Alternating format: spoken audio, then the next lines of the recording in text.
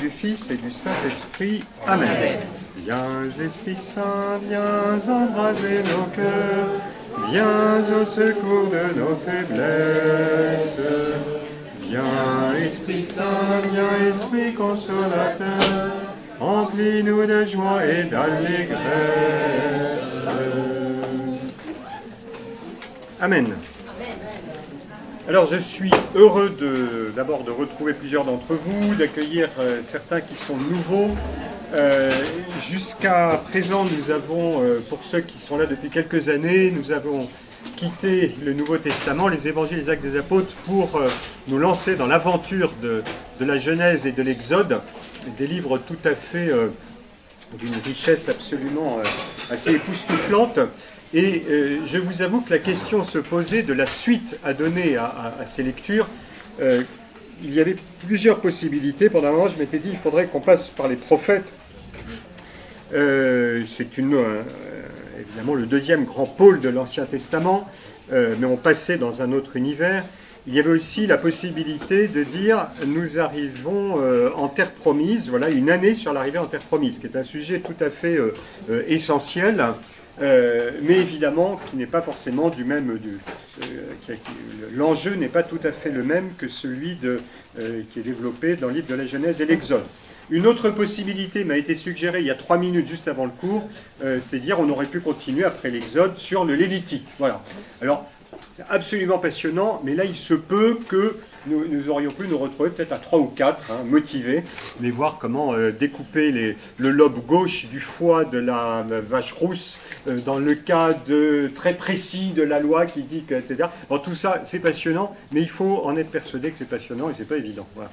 Et finalement, je me suis dit que nous avons lu 2 livres qui sont je vais dire quasiment à la hauteur des évangiles, c'est Genèse et l'Exode, et qu'il s'agit finalement de la question essentielle des Écritures, c'est celle de du sens spirituel caché dans ces livres qui nous est révélé par le Christ, dans la manière de lire ces livres, et donc la question de la lecture des Écritures. Donc cette année, nous allons prendre ce thème, celui de la lecture de l'Ancien Testament, comme préparation, et plus que préparation, à la venue du Christ. Ce que l'on peut appeler, voilà, les figures du Christ dans l'Ancien Testament. Comment le Christ est figuré, annoncé dans l'Ancien Testament.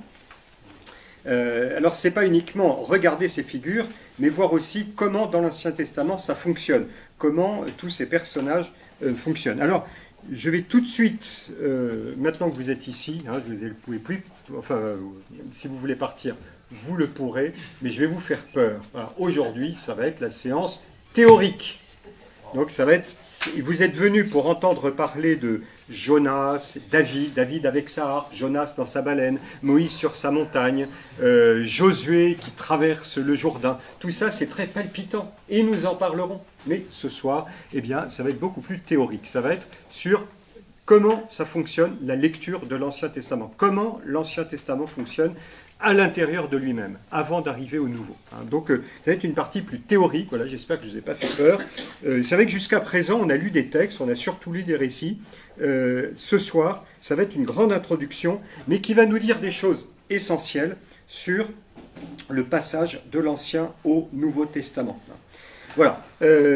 Alors, ces préalables étant donnés, alors j'ajoute aussi que j'aimerais bien que nous mettions en œuvre cette méthode dont je vous ai parlé il y a déjà 2 ans, qui consiste à prendre au début de chaque séance les questions que vous avez eues à la séance précédente. C'est les questions qu'on n'ose pas poser, qui nous brûlent les lèvres, et puis éventuellement dans le couloir, j'entends dire question, pas de question. Puis dans le couloir, je brûlais de poser la question, mais comme personne ne demandait rien, voilà. Et puis je vois 15 personnes comme ça, dont personne n'osait. Donc voilà, il suffit qu'il y en ait une qui lance et les autres suivent.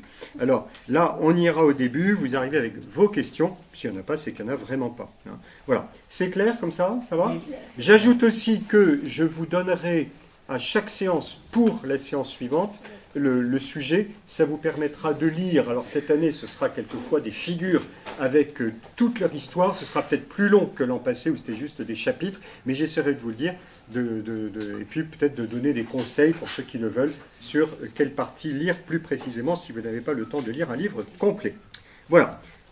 Je commence avec ce petit papier. Pour les nouveaux, il y a à chaque fois un cours mis par écrit qui sera à disposition. Vous connaissez ce passage dans l'Évangile selon saint Jean, quand Jésus multiplie les pains. La foule est tellement contente que la conclusion, tout le monde s'exclame, c'est vraiment lui le grand prophète. Voilà, ils ont été miraculeusement nourris dans une zone déserte. C'est pas saint Jean qui nous le dit, ce sont les synoptiques.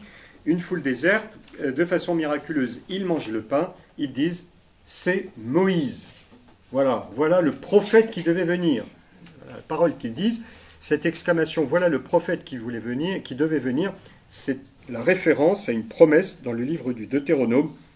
J'enverrai un prophète semblable à toi, comme Moïse, celui qui est rentré dans l'intimité de Dieu et qui a fait sortir le peuple d'Égypte, donc une figure de médiateur. Et pourquoi disent-ils c'est le prophète qui devait venir? C'est qu'ils ont été nourris pour pas cher, sans avoir à se déplacer. Jésus s'est occupé d'eux comme Moïse s'est occupé d'Israël dans le désert. Donc ils n'ont pas bien compris le sens de cette référence à Moïse, mais ils ont raison de faire cette référence. Ils fonctionnent comme des juifs, c'est-à-dire des gens qui connaissent les Écritures, qui habitent les Écritures, qui sont habités par les Écritures. Toutes ces figures, elles habitent leur mémoire. On pourrait faire une séance complète sur la question de la mémoire. C'est absolument central. Chez saint Augustin, la mémoire, l'intelligence, la volonté. L'intelligence, la volonté, comme deux petites antennes qui nous font aller de l'avant. La mémoire, c'est le substrat, c'est le fond, c'est ce qui nous constitue. Toute la Bible, c'est une mémoire. Voilà. Eh bien, le peuple d'Israël, c'est un peuple qui est habité par une mémoire. Ils ont la mémoire des hauts faits de Dieu dans l'Ancien Testament, de toutes ces figures. Voilà. Même si ceux qui sont dans la zone désertique, qui ont été nourris, n'ont pas bien compris le sens, il n'empêche qu'ils ont bien raison. Pour comprendre Jésus, il faut avoir recours à l'Ancien Testament. Voilà. Alors, il y a Moïse, bien sûr, qui est une des plus considérables. Il y a Abraham, il y a Josué, il y a David, et il y en a bien d'autres. Voilà, tous ces personnages qui préparent l'incarnation. Avec Jésus, ça je m'en expliquerai davantage tout à l'heure, leur rôle paraîtra en pleine lumière. C'est ce qu'on appelle des figures. J'essaierai de vous dire en quoi ça consiste ce terme de figure, quand je parlerai des pères de l'Église.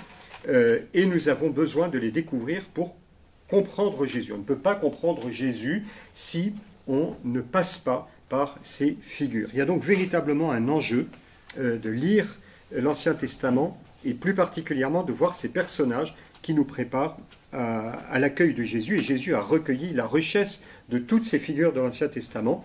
Alors je me cantonnerai à quelques-unes d'entre elles. Je vais aller chercher mon programme parce que j'ai oublié de le prendre. Voilà. Donc je ne sais pas si tout le monde a bien pris la feuille. Donc vous avez le programme de cette année. Il y a eu un choix parce qu'il y a bien d'autres figures que j'aurais pu sur lesquels j'aurais pu m'arrêter, que ce soit Salomon ou encore d'autres personnages. Voilà, Josué, Isaac, Joseph, Moïse. Voilà.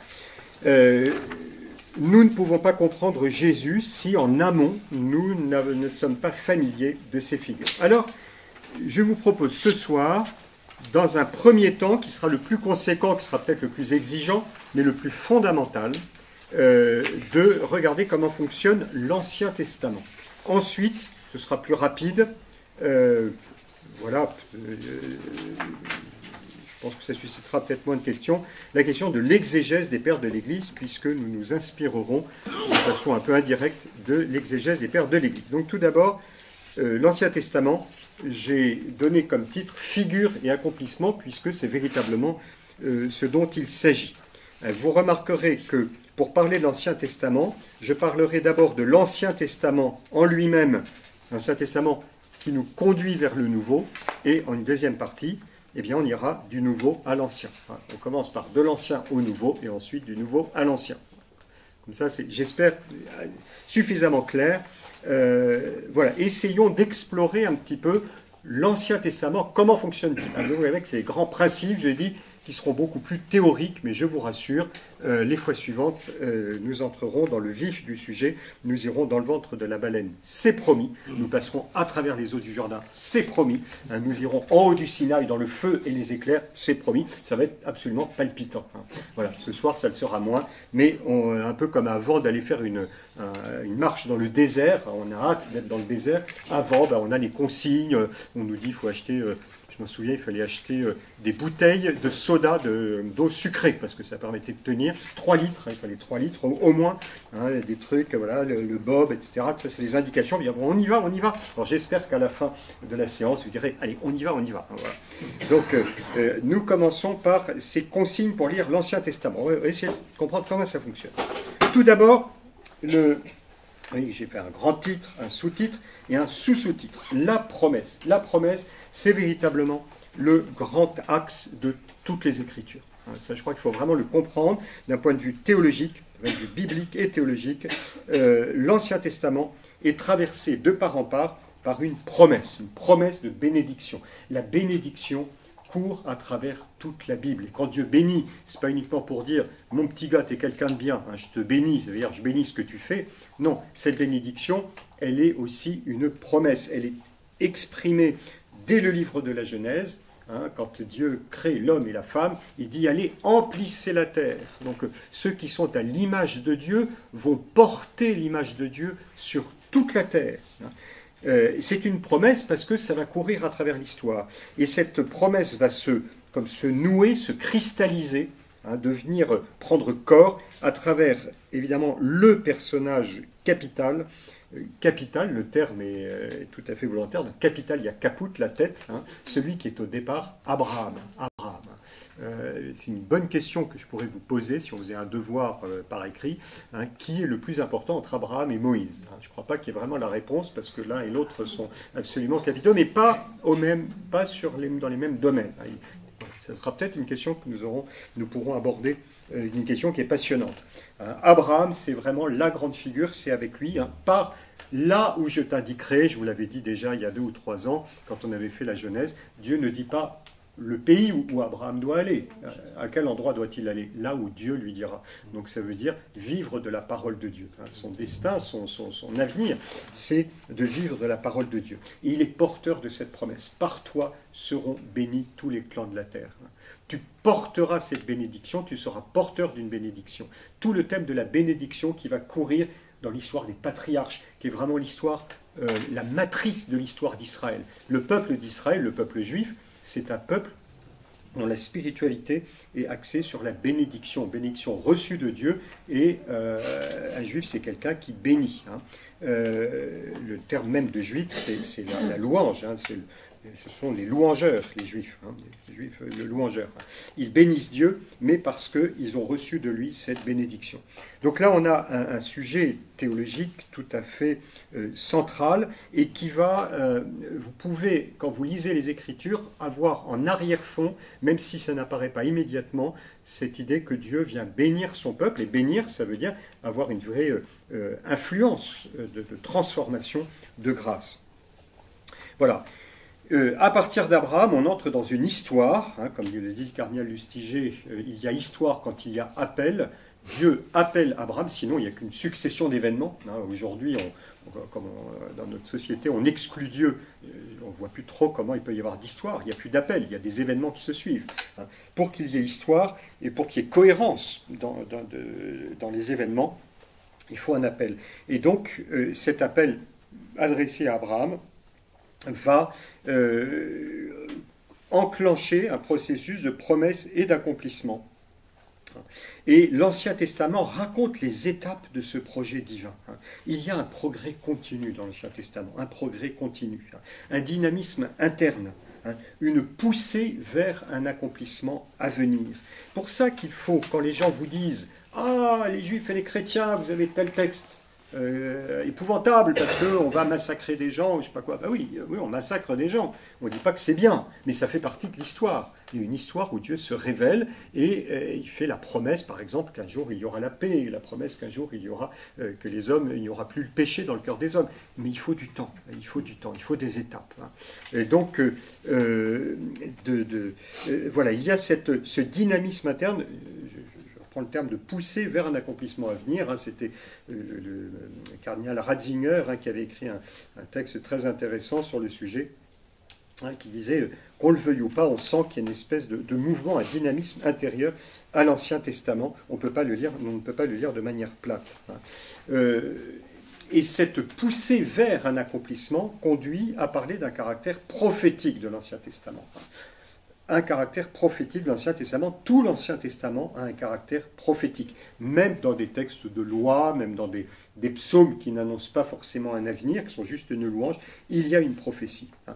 Évidemment, cette poussée, ce dynamisme interne, cette prophétie, hein, tout cela va aboutir en Jésus, hein, qui trouve son accomplissement définitif. Ce que dit un chrétien, qu'un juif ne dira pas, ou pas de la même manière. Hein. Ce serait intéressant d'avoir un rabbin qui vienne nous expliquer ce sens de la prophétie pour les juifs, mais les chrétiens pensent être fidèles à l'Ancien Testament quand ils disent qu'il y a cette poussée prophétique de l'Ancien Testament.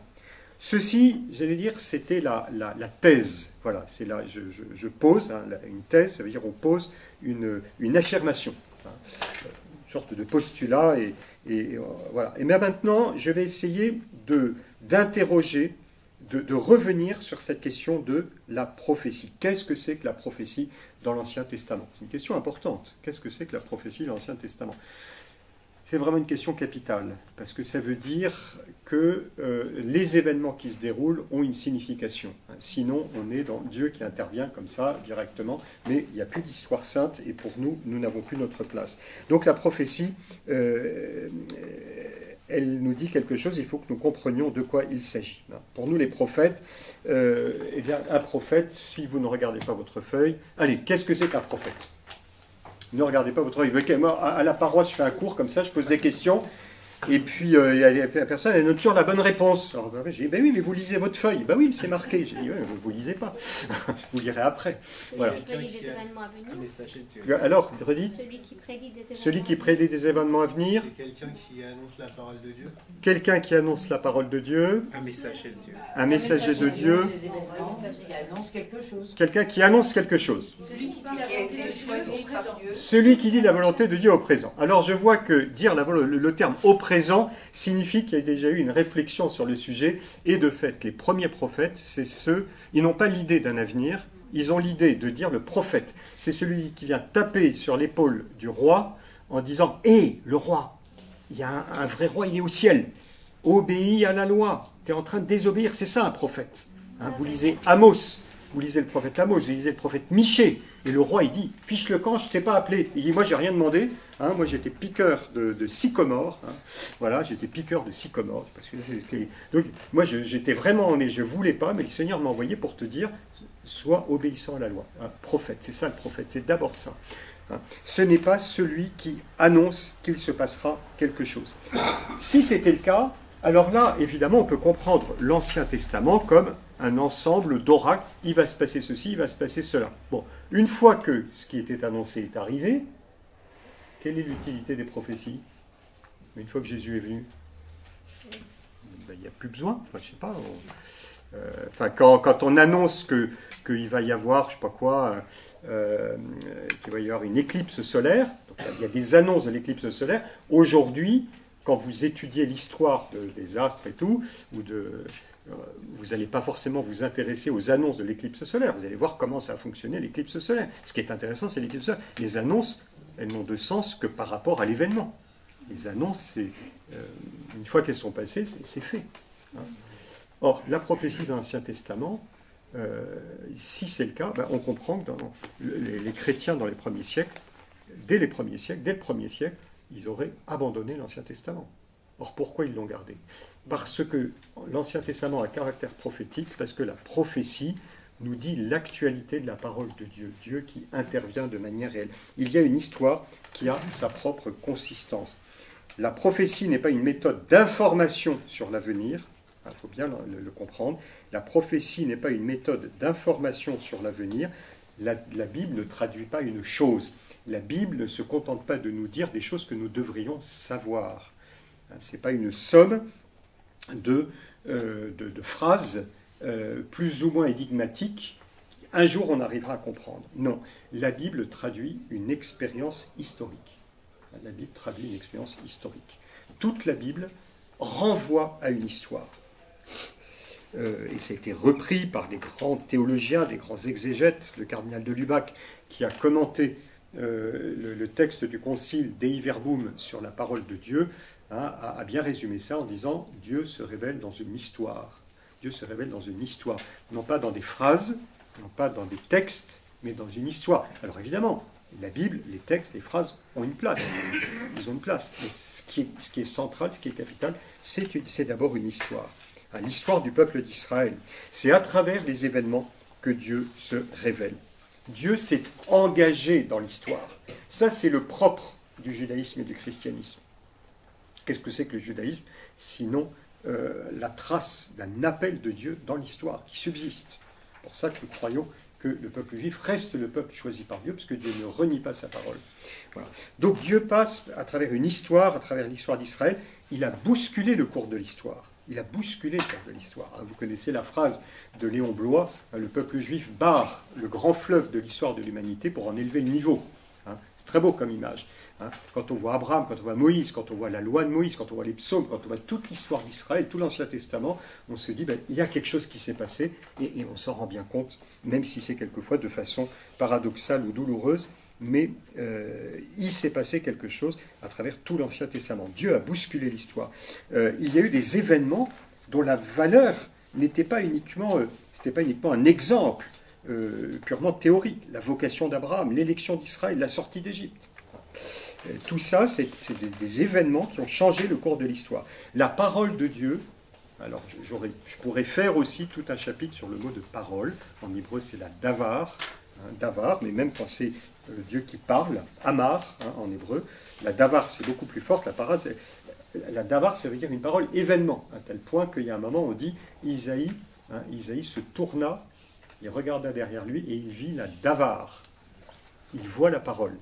Tellement la parole prend corps. C'est très fort comme expression. On le retrouve dans l'Apocalypse. Jean vit une parole. Il voit une parole. Dans la Bible, la parole de Dieu, elle prend corps, elle est agissante, ici et maintenant.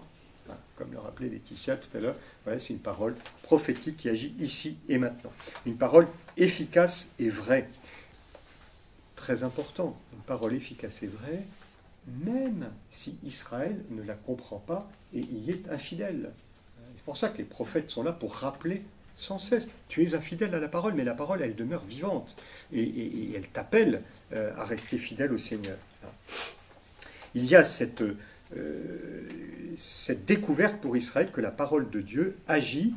Ce que j'ai dit, je le fais. Et même dans les moments de crise, même dans les moments où Israël se sent abandonné, où Israël est écrasé par ses ennemis, Dieu ne ment pas. J'aime bien rappeler que le mot vérité dans l'Ancien Testament, c'est le même mot que fidélité. Dieu est fidèle à sa parole. Émet en hébreu. Pour nous, la vérité, c'est quelque chose de conceptuel.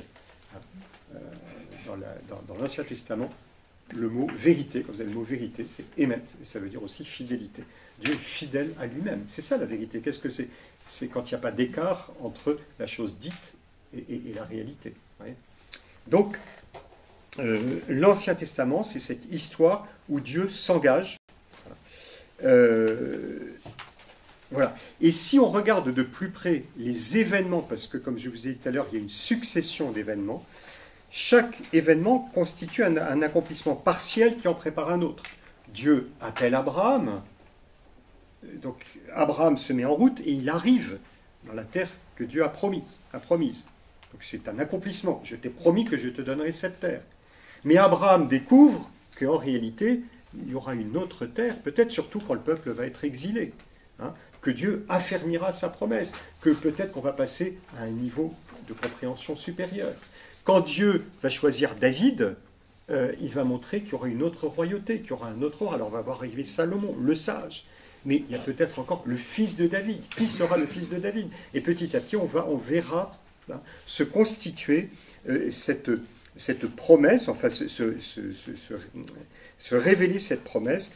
Chaque accomplissement, quand Dieu a dit quelque chose, il le fait, eh bien, on se rend compte qu'on peut aller encore plus loin, vers un accomplissement définitif. Les prophètes ont compris cette question de la fidélité de Dieu, qui accomplit ce qu'il dit, et à chaque accomplissement, qui conduit son peuple petit à petit vers un accomplissement plus complet. C'était une grande question, à un moment où le peuple d'Israël a été envoyé en exil par les Babyloniens, au VIe siècle. Vous savez que c'est un grand événement qui est tout aussi important que l'Exode. On connaît l'Exode, mais on pourrait presque dire qu'il n'y aurait pas eu de Bible s'il n'y avait pas eu l'exil à Babylone, parce qu'à ce moment-là, les prophètes qui étaient à Babylone, ou qui vivaient à ce moment-là, comme Ézéchiel, ou le Trito Isaïe, d'ailleurs le deuxième Isaïe, ils ont dit, il y a eu des événements dans le passé. Dieu avait fait une promesse, et Dieu a tenu sa promesse. Il avait dit à Abraham, je te donnerai la terre de Canaan. Et puis, nos pères ont été envoyés en Égypte.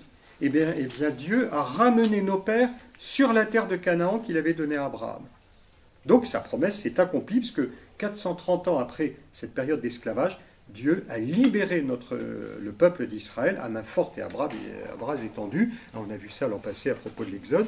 Donc si nous réfléchissons sur l'histoire passée, nous voyons que Dieu a bien dit ce qu'il avait promis. On pourrait dire pareil par rapport à l'histoire de la royauté. Dieu avait dit que c'était lui le roi, mais il a accepté qu'on ait un roi, il n'abandonnerait pas la royauté. Eh bien Dieu n'a pas abandonné la royauté. Tout ce qu'on relit dans l'histoire, on voit que Dieu a tenu sa promesse. Si c'est comme une règle, une interprétation de l'histoire passée, ce que Dieu a promis, il l'a réalisé, eh bien, il nous a promis que jusque dans notre exil, il ne nous abandonnera pas, donc il nous libérera de l'exil. Et c'est ce qui va se passer, de fait. C'est là qu'on va arriver le deuxième Isaïe, le second Isaïe, qui dit dans le désert, préparer un chemin pour le Seigneur. Ça vous dit quelque chose, ce qu'on entend au début de l'Avent. Donc, à ce moment-là, on comprend que si Dieu a de la suite dans les idées, et donc il y a un avenir. Il y a un avenir. Et c'est là que la prophétie commence à annoncer l'avenir, en raison du passé. Parce que le passé, on voit que Dieu est fidèle. Et donc cette fois-ci, on est dans la situation la pire. Parce que la destruction du temple, ça veut dire on ne peut plus louer Dieu. Donc c'est à dire que si la louange n'est plus possible, c'est que le peuple est mort. C'est le moment où on a commencé à réfléchir sur la mort. Le traumatisme de l'exil à Babylone a été terrible. Revenir de l'exil, ça ne pouvait être qu'une résurrection. C'est le moment où on a commencé à parler de résurrection. Donc on commence à se rendre compte que Dieu ira jusqu'au bout de sa promesse et que ça ira jusqu'à retour sur la terre, et ça ira encore plus loin. Ce sera la résurrection pour le peuple, ce sera une vie totalement nouvelle.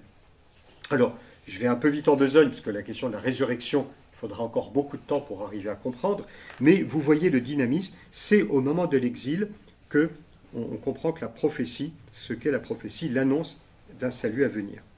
Mais il a fallu d'abord expérimenter que la parole de Dieu était efficace, et que Dieu accomplissait ce qu'il disait.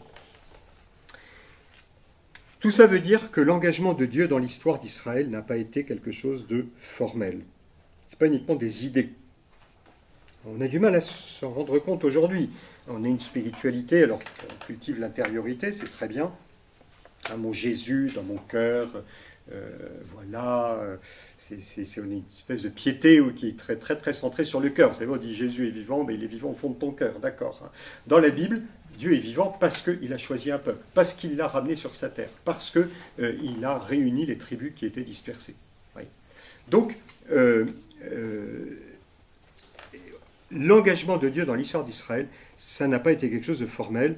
Dieu est entré dans l'histoire. Et ça veut dire que son œuvre de salut était déjà en route. C'est très, très important. Et c'est pour ça qu'on garde l'Ancien Testament. Ce ne sont pas que des annonces. C'est déjà le salut qui est en route. C'est déjà le salut qui est en route. Israël a été appelé par Dieu, Dieu ne l'a pas abandonné.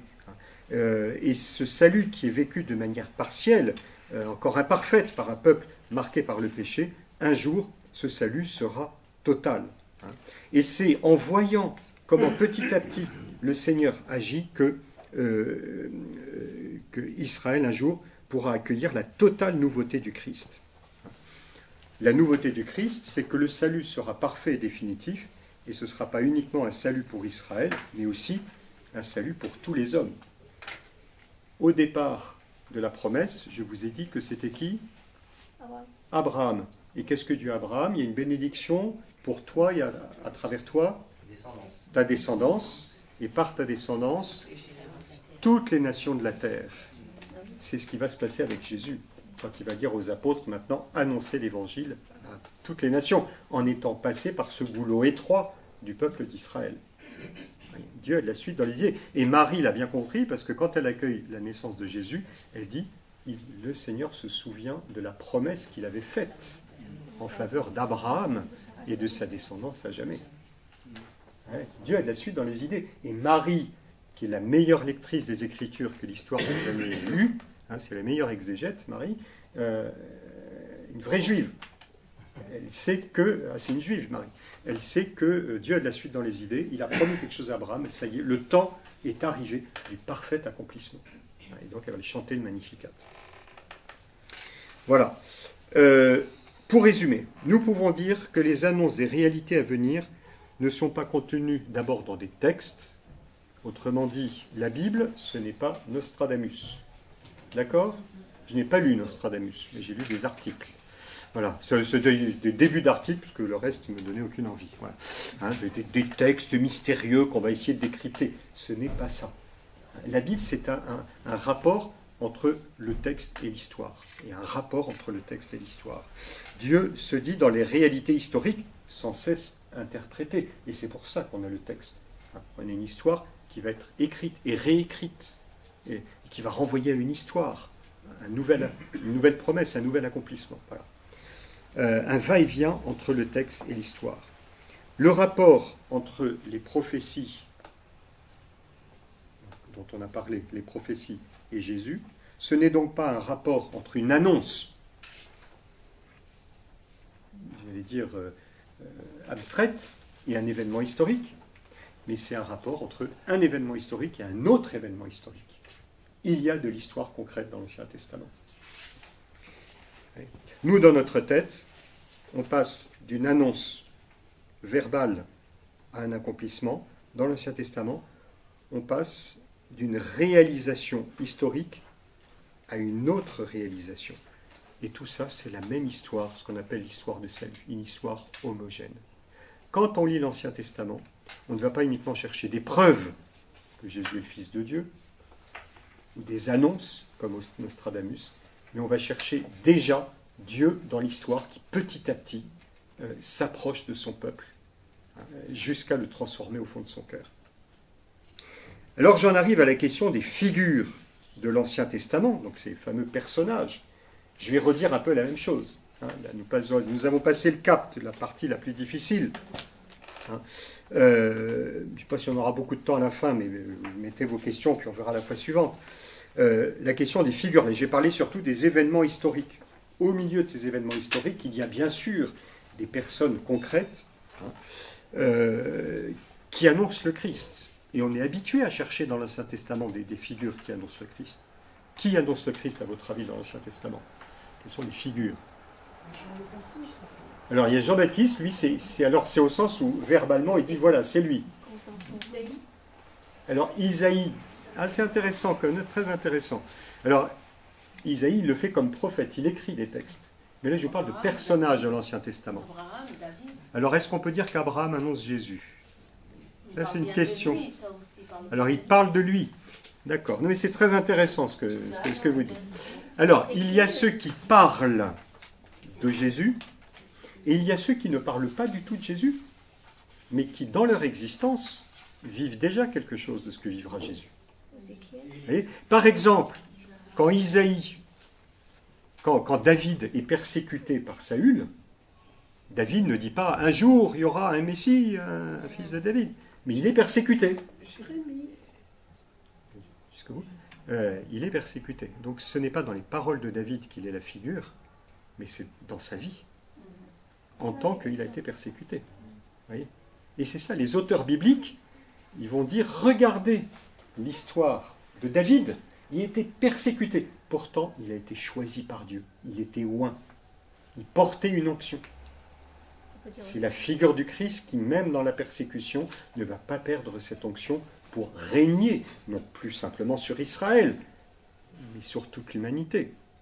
David, c'est une réalisation partielle, réelle. On a vu dans Israël, c'est vraiment lui qui était oint, qui était Machéar, oint, le Messie. Eh bien, Jésus, lui, de nouveau, il va être persécuté comme l'a été David dans le désert, mais seulement Jésus, lui, cette onction va le saisir totalement et il va apporter le salut pour tout le peuple. Alors, une figure, c'est ça. C'est pas uniquement quelqu'un qui va raconter des choses, comme Isaïe. Abraham a vu mon jour. Alors, c'est un rapport un peu différent, mais ce sont des personnages. Quand on voit le personnage, c'est comme s'il y avait Jésus par derrière. Quand le personnage vit, on voit Jésus. On voit Jésus. Quand vous voyez Moïse, qui donne la loi dans le Nouveau Testament, vous allez... attendez, je vais vous raconter le début d'un livre. Je ne dis pas si c'est de l'Ancien ou Nouveau Testament. Un personnage qui monte en haut d'une montagne. Il ouvre la bouche et il énonce la loi donnée par Dieu. Moïse, vous avez raison. Et en même temps, j'ai repris presque les termes de l'évangile de Matthieu qui parle de Jésus au début du sermon sur la montagne. Donc le juif qui est sur la montagne avec Jésus, quand il voit Jésus qui monte sur la montagne, pour le juif, le haut de la montagne, c'est toujours le Sinaï. S'asseoir, on parle de la chair de Moïse, parce que l'enseignant est assis. Il ouvre la bouche, comme Moïse, on parle de la bouche de Moïse, qui parlait à Dieu, bouche à bouche. Il va énoncer la loi nouvelle. Alors en plus, Matthieu va pousser le charme de ce rapprochement jusqu'à mettre 5 grands discours de Jésus dans son évangile. Moïse a écrit combien de livres ? 5 livres. Les 5 livres du Pentateuque. Donc il y a plein de références. Jésus comme un nouveau Moïse. Quand Jésus... Je vais vous raconter l'histoire, et j'en ai déjà parlé tout à l'heure, d'une foule. Ils sont dans le désert. Ils ont faim. Le personnage arrive et va prier Dieu, et tout le monde va être nourri d'un pain qui vient du ciel. Là, je suis en train de vous raconter Jésus dans la multiplication des pains. Vous voyez comment ça fonctionne. La figure, c'est un événement historique. Ne cherchons pas, et c'est ça que je tenais à vous dire, dans l'Ancien Testament, je vais être obligé d'accélérer, ne cherchons pas dans l'Ancien Testament des gens qui annoncent immédiatement le Christ. Ils ont leur consistance propre. Moïse a sa consistance propre, il est intervenu dans l'histoire. David a sa consistance propre, il est intervenu dans l'histoire. Nous, comme chrétiens, on dit on cherche des preuves dans l'Ancien Testament. Ne cherchons pas d'abord des preuves, voyons comment Dieu est intervenu. Prenons le temps de voir l'histoire de Moïse, de voir l'histoire de David. Et en entrant dans l'histoire de Moïse, en entrant dans l'histoire de David, alors, on va entrer dans quelque chose qui habitera Jésus, qu'on retrouvera avec Jésus. Parce que Jésus porte en lui toutes ces figures dans l'Ancien Testament. Vous voyez ? Il y a une histoire. Dieu parle dans une histoire. Il s'engage dans une histoire. Aucune figure n'est réductible à l'autre. Moïse, ce n'est pas David. David, ce n'est pas Salomon, etc. Et en même temps, chaque figure se renvoie l'une à l'autre. Il y a comme un progrès, petit à petit, évidemment, jusqu'à ce que ce ne soit plus la figure, mais la réalité, c'est-à-dire Jésus. Quand on dit une figure, dans l'Ancien Testament, on parle d'un personnage réel, dont l'histoire apporte quelque chose de singulier. Il est nécessaire, mais je conclus sur ce passage de l'Ancien au Nouveau Testament, il est nécessaire de méditer l'Ancien Testament si on veut connaître le Christ. Souvenez-vous, pour reconnaître que Jésus était ressuscité, Jean voit le tombeau vide, ça ne lui dit rien, ce n'est pas une preuve, un tombeau vide. Il y a des tombeaux vides parce qu'ils ont été pillés. Voilà. Mais il se souvient des Écritures. Oui. Et pareil pour les disciples d'Emmaüs. Ils ne reconnaissent pas Jésus, Jésus parcourt les Écritures. Saint Jérôme dit, ignorer les Écritures, c'est ignorer le Christ. Il faut lire les Écritures, et il faut notamment à travers ces figures, pour que le Christ soit accueilli pour ce qu'il est, le Fils de Dieu, Messie, Fils d'Israël, Sauveur.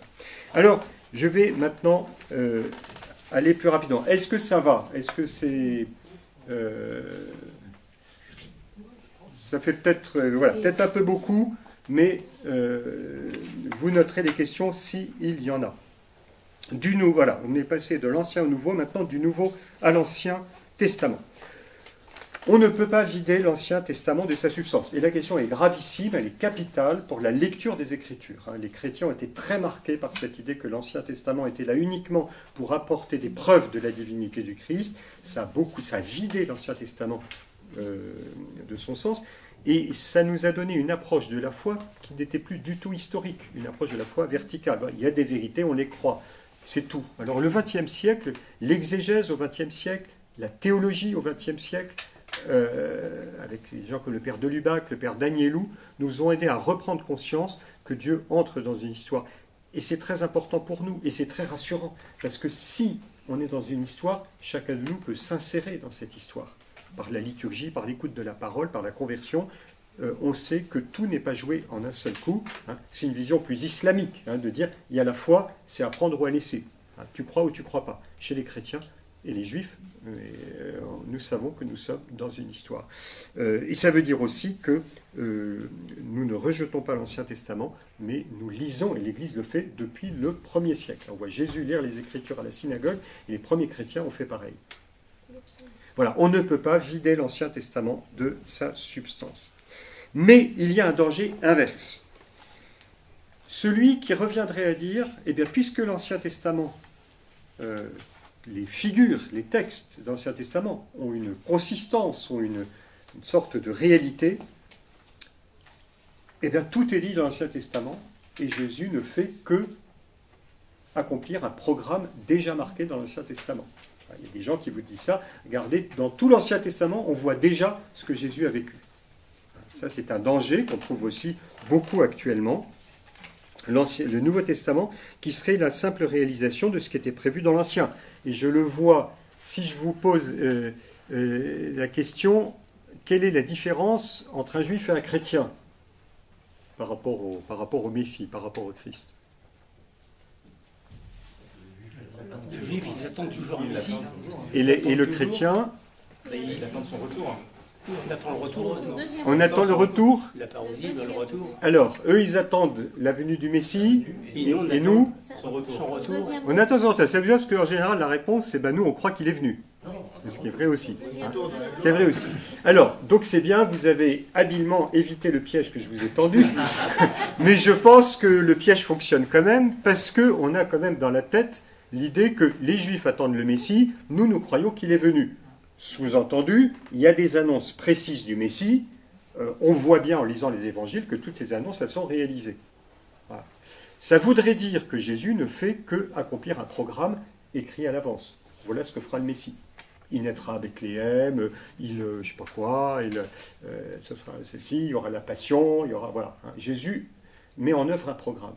Or, le problème, c'est que Jésus est Christ, il est Messie dans un sens qui excède, qui va bien au-delà de ce que prévoyait l'Ancien Testament.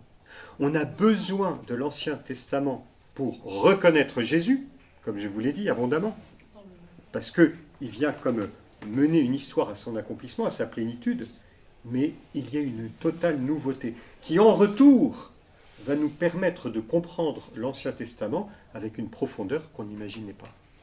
À tel point qu'on va voir quelquefois les évangélistes quasiment inventer des citations qui n'existent pas dans l'Ancien Testament. Il sera appelé Nazoréen, il n'y a aucune référence. Alors on renvoie à Netzer, dans Isaïe 42 ou 49, on voit, voilà, alors on sent qu'il y a une espèce de plénitude du Christ. Alors on peut ajouter aussi qu'il y a la littérature intertestamentaire qui s'ajoute, voilà. Mais il y a évidemment, il y a des textes très clairs, on le voit chez saint Matthieu, aussi chez saint Luc. Tout ceci arriva afin que s'accomplit la parole du prophète. Donc c'est les annonces, d'accord, mais on voit que Jésus excède quelque chose, non pas parce qu'il dit finalement les annonces, c'était pas ça, c'est bien ça, mais avec un niveau de profondeur, évidemment, s'il nous révèle Dieu Trinité, s'il nous révèle la plénitude de la profondeur de Dieu. L'Ancien Testament, les Juifs avaient par exemple une attente beaucoup plus nationale et politique de la venue du Messie. Jésus assume ce qu'il y a de bon et de positif dans cette attente, mais il la purifie, il la fait porter à un niveau tout à fait nouveau. Il y a une redéfinition du concept de Messie avec le Christ. Une redéfinition. Il y a un texte de commission biblique qui dit qu'il faut faire très attention à ce sujet. Jésus ne se contente pas d'appliquer un programme, il redéfinit, notamment pour les Juifs, il était très choquant d'imaginer que le Messie puisse souffrir, être conduit sur la croix. Pour ça qu'ils ont beaucoup de mal. Et c'est lui qui va mettre ensemble deux lignes de l'Ancien Testament qui n'allaient pas de soi. D'un côté le Messie et de l'autre côté la figure du serviteur souffrant d'Isaïe. Donc les Juifs n'imaginaient pas que ce serait le Messie qui serait le serviteur souffrant. Et Jésus montre qu'il est à la fois le très saint et en même temps il va porter sur lui la malédiction de l'homme pécheur. Donc ça c'est complètement nouveau. Donc il y a véritablement une nouveauté du Christ. On a besoin, s'il n'y a pas l'Ancien Testament, on ne peut pas accueillir le Christ, on ne peut pas le reconnaître. Et l'Ancien Testament nous prépare, nous donne le vocabulaire, le langage, la profondeur, l'engagement de Dieu. Mais avec Jésus, il y a comme une espèce d'ouverture parfaite. Jésus est vraiment la clé qui permet de comprendre les Écritures. C'est pour ça que les Écritures se terminent par le livre de l'Apocalypse.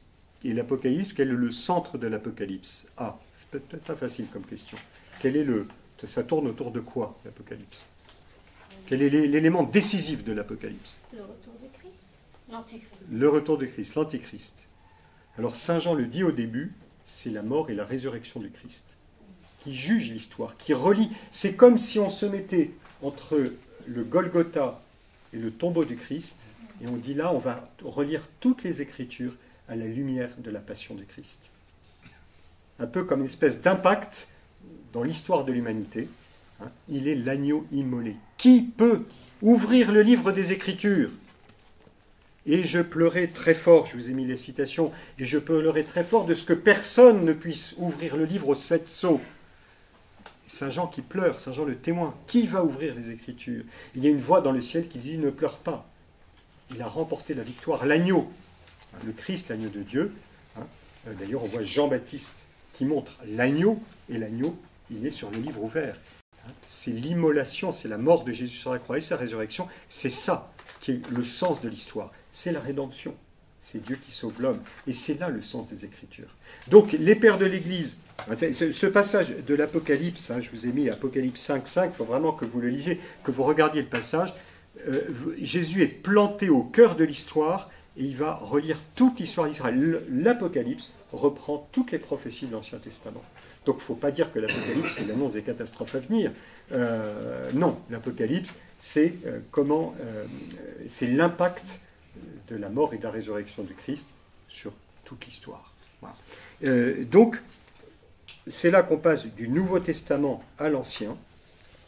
Du Nouveau Testament à l'Ancien, eh bien, le Christ nous révèle l'unité des Écritures, l'unité de la lecture des Écritures, dont il donne comme la clé. On peut dire que sa mort et sa résurrection, c'est la clé qui ouvre le sens des Écritures.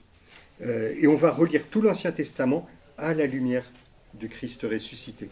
Cette approche, où Jésus apparaît comme la plénitude de la révélation, caractérise toute l'exégèse chrétienne.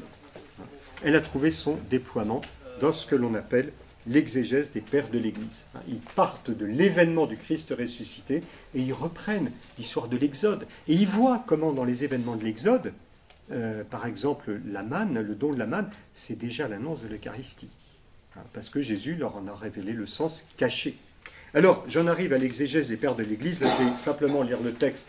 Je vais moins commenter que je ne l'ai fait jusqu'à présent. Voilà, on appelle les pères de l'Église les auteurs chrétiens des premiers siècles. Il y en a qui connaissent les pères de l'Église? Citez quelques noms. Augustin. Jean Chrysostome. Thomas d'Aquin. Alors Thomas d'Aquin, c'est le Moyen-Âge, c'est les auteurs du Moyen-Âge, c'est 1000 ans après. Origène, très important, je vais en parler tout de suite. Jean Chrysostome. Irénée, Saint-Ambroise. Ambroise. Voilà, vous avez déjà une très bonne liste. Et en plus, vous avez cité des exégètes. Donc c'est très bien. La plupart sont exégètes. Les pères de l'Église étaient des commentateurs de l'Écriture qui ils lisaient les Écritures non pas à des fins d'érudition, mais à des fins essentiellement pastorales, pour nourrir le peuple chrétien, mais aussi à des fins missionnaires, dans un but d'apologétique. Quand les chrétiens se faisaient persécuter, il y avait des gens comme Saint Justin qui disaient à l'empereur « Attends, la foi chrétienne, c'est pas des fous, hein, c'est au contraire très intelligent, je vais te le montrer. Hein. » Donc voilà, ils lisaient l'Écriture pour montrer la vérité de la foi, faire connaître l'Évangile au monde païen dans lequel ils vivaient. Alors on voit, il y a des pères de l'Église en Orient, chez les Grecs et les Latins, hein, c'est un peu tout le bassin méditerranéen. Ils étaient imprégnés de la lecture des Écritures et ils ont su les lire dans leur unité. Hein. Donc je vous ai montré abondamment que les Écritures, avec cette logique de promesse-accomplissement, constituent véritablement une unité où on passe de l'ancien au nouveau à travers ces accomplissements successifs. Cette unité correspond à l'unité du dessein de Dieu. Hein. C'est l'exégèse des pères de l'Église met en œuvre une lecture organique et dynamique des Écritures qui repose sur le rapport entre l'Ancien et le Nouveau Testament.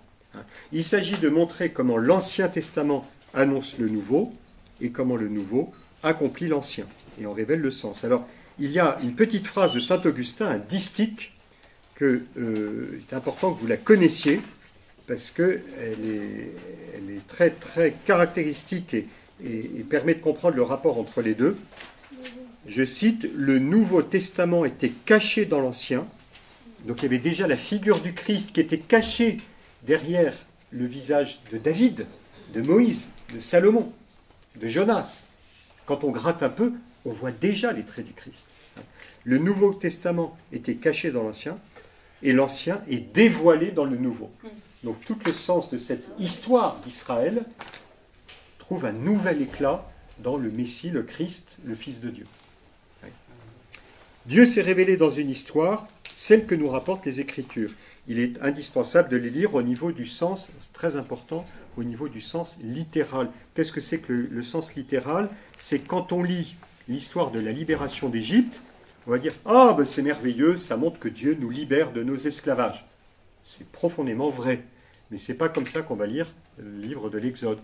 Dieu est intervenu auprès de son peuple, Israël, il l'a libéré d'Égypte. C'est déjà l'histoire de salut. On ne va pas tout de suite chercher une leçon, on va essayer de comprendre qu'est-ce qui s'est passé. Le peuple était esclave, Dieu l'a libéré. Sens littéral. On lit le texte, qu'on appelle aussi le sens historique. Et c'est à travers le sens littéral ou historique, à travers les événements historiques, qu'on va découvrir le sens spirituel. Sinon, on est dans ce qu'on appelle une gnose, juste une pensée. Chez les pères de l'Église, ce qu'on appelle le sens littéral, quand ils disent le sens littéral, en fait, c'est tout l'Ancien Testament. Et le sens spirituel, c'est le Christ. C'est ce que dit Origène. Finalement, le sens spirituel, c'est le Christ lui-même.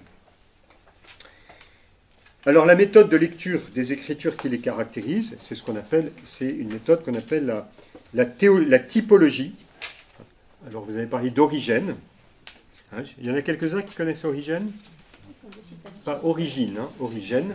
Origène. C'était un Égyptien qui vivait au IIIe siècle, et un génie qui a édité les Écritures dans les langues, les différentes versions grecques, le latin, l'hébreu. Il est allé voir des rabbins.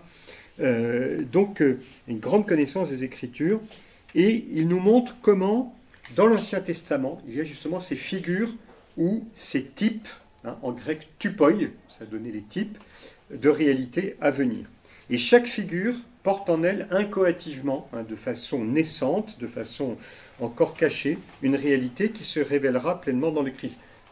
Souvent, pour expliquer le rapport entre le type et l'antitype, l'antitype c'est le plein, vous prenez un moule pour une médaille, l'Ancien Testament donne le creux, le moule. Voilà. Et le Nouveau Testament donne le plein. Ouais. C'est une image. Il y a ses limites, mais ça permet de comprendre. Le type, c'est dans l'Ancien Testament, des types du Christ ou des figures du Christ. Voilà. Et le Nouveau Testament est comme préparé par ces types ou annoncé par ces types. Cette approche de la lecture typologique, on la trouve dans le Nouveau Testament. Saint Paul, par exemple, voit en Adam une figure du Christ. Tupos, j'ai mis la référence. Pour Saint Pierre, le baptême est annoncé, donc le baptême c'est l'antitype, qui est annoncé par le déluge. Et Jésus lui-même a recours aux figures de l'Ancien Testament pour parler de son œuvre rédemptrice. Il parle de Jonas, Jonas qui a été 3 jours et 3 nuits dans le ventre de la baleine. Ainsi le Fils de l'homme doit être 3 jours aux entrailles de la terre, 3 nuits aux entrailles de la terre. Le serpent de bronze, de même que le serpent de bronze a été élevé dans le désert. Alors vous allez me dire, en quoi le serpent de bronze annonce-t-il Jésus? On n'a pas le temps de voir ce soir, mais c'est passionnant. Après on comprend, on dit, bien sûr, le serpent de bronze, c'est une annonce de Jésus. C'est une figure de Jésus, de façon très forte. Donc Jésus, quand il fait ce rapprochement un peu étonnant, ça prend une lumière extraordinaire. Le serpent de bronze, en tant que tel, on va dire, c'est un serpent de bronze. Mais voyez, les pères de l'Église, ils vont partir du Christ, ils vont relire l'histoire du serpent de bronze. Et dire, ah mais oui, mais là on comprend des choses qu'on n'aurait pas comprises autrement. Voilà. Et puis Moïse et la manne, comme je disais tout à l'heure, c'est aussi un type de Moïse, de Jésus, qui va donner l'Eucharistie. Voilà. Alors, je vous ai mis un mot sur l'exégèse allégorique, la différence entre la typologie qui s'appuie sur l'histoire et l'allégorie. L'allégorie, c'est davantage, nous renvoie plutôt à des idées, à des grands principes. Voilà, la sortie d'Égypte, c'est l'image de notre libération spirituelle. Voilà. Conclusion. Nous nous inspirons, donc vous voyez que j'ai été vraiment raccourci beaucoup la deuxième partie. Nous nous inspirerons de la démarche des pères de l'Église, non pas en lisant leurs commentaires des Écritures, ce que je vous recommande de faire, mais en lisant les Écritures à leur manière, en voyant comment se correspondent et se répondent Ancien et Nouveau Testament. Nous nous intéresserons bien sûr aux figures du Christ les plus caractéristiques de l'Ancien Testament, les personnes qui, par leur histoire, ont annoncé la venue du Fils de Dieu en notre chair, son onction messianique et son œuvre rédemptrice. Voilà. Vous avez passé le plus dur. Félicitations. Est-ce qu'il reste une ultime question? Ça va? Vous mettez vos questions sur un petit bout de papier comme ça, et la prochaine fois, j'espère qu'on nous fera commencer à 9h, là on a commencé à 9h10, et on aura le temps d'aborder rapidement ces petites questions que vous avez. N'hésitez pas à les poser, ça aidera tout le monde. La prochaine fois, eh bien, je vous ai promis qu'il y aurait de l'aventure, nous suivrons Josué pour entrer en terre promise. Une question, oui. Ceux qui veulent y aller, n'hésitent pas, oui. Est-ce qu'on a fait des liens entre la libération d'Égypte et la libération de Babylone? Complètement. C'était l'événement fondateur qui fait que Israël s'est mis à espérer en sa libération. Et il y a des psaumes, par exemple, qui dit quand Israël sortit d'Égypte, et Jacob de chez un peuple étranger, le Jourdain revint en arrière. Alors, quand ils sont sortis d'Égypte, ils ont traversé la mer, mais là ils vont passer le Jourdain. Et ils voient bien que l'événement de la traversée du Jourdain, c'est l'événement d'Égypte, mais qui est réitéré. Quand il y a un événement unique, on dit, oui, mais c'est arrivé une fois, mais ça ne peut pas recommencer. Mais ça, quand ça recommence une deuxième fois, et puis ensuite une troisième, on dit, c'est que vraiment, il y a une histoire. Voilà. Donc il y a tout à fait un lien entre l'exode et l'exil. Le retour d'Égypte et le retour d'exil.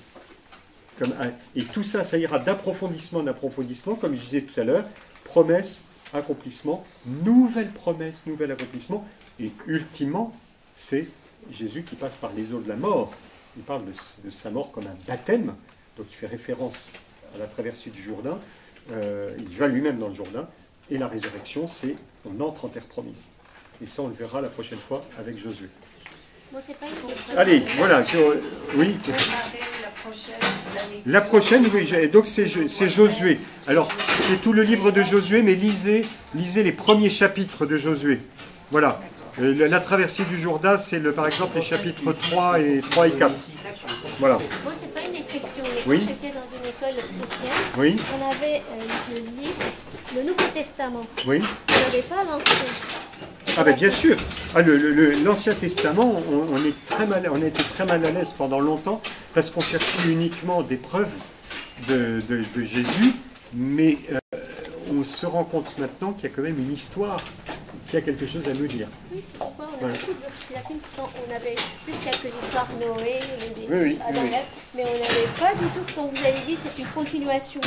Bah, pendant 2 années d'école, c'était le Nouveau Testament. Non, c'est vraiment une continuation. Ouais.